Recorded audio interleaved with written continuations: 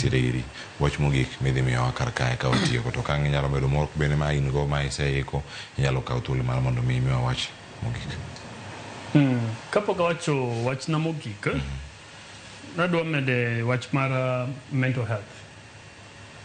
Culprit maduong' pod wadoke en screen time.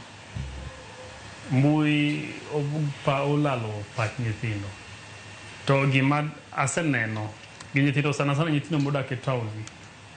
Iyudo ka nyathi kaponi ok ochunge, nyathi nyalo donjo e tablet kata laptop. Chakro okinyi nyaka odhiambo, keche magole. Kodhi ojudo gimoro chamo chako duogo mana ka. Tiyudo ka at the end of the day, ngima mantie screen kata mantie laptop ok en ngima mar adier. It's not a real life situation. But en giwe monyalo galo godo pach ng'ato. Ma nyathini social development ne bedo tampered nikech chema odak e screen kamato oko dhi oko. Mangiso ni kata osiepe moko mobedo nyacho ni en godo onge. To the moment bedo isolated, mosiko bet mane yot, chako bedo gi depression. Kama ka depression be koro chako donjo, tido ka nyathi koro ngeni koro mentally ido ka koro pache chako bedo mawiri bedo dal. To mano anpani it's a mental health issue, the screen. Koro one of the ways mabedo nyalo temo wakiwa godo gima chal kamae. Physical mobility.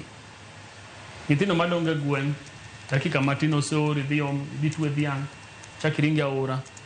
Dakika matin oseori ringi senti idhi uskari. Kono ka nyathi ma gweng is very active. He's all over the place. But nyithindo modak town ka modak e apartment. Simo ka apartment midake ne jirani ni okwatni, kingi oma okwatni, kata kinanga mnyadhi limo onge. Kono you are only refugee mana screen kai. Sana Kenya nyathi manodak e mane some boarding. All your friends gino sipi gimani e school. Seje miduogo ot kamae, sisi moko ni mana Murang'a, moro ni Migori, kori mana ka. Koro jonyuol nego invest intentionally sana nyithindo modak town. The physical mobility mar nyathi nyaka create avenues. Kata ka bro chuni tell me nyathi timo exercise. To bedi and apart from mental health bo gengo tuoche moko ma winjo ni nyathi ma jaigini apata paga chiel nigi tuoche moko manonyo mako ma joma dongo. Diabetes okonego bedi mako nyathi bedo go obesity. Koro katieko gima timore ni gima jonyuol nyaka ng'e ni sani piny oloko kite. Nyithindo makawuono gi nyithindo manyoro.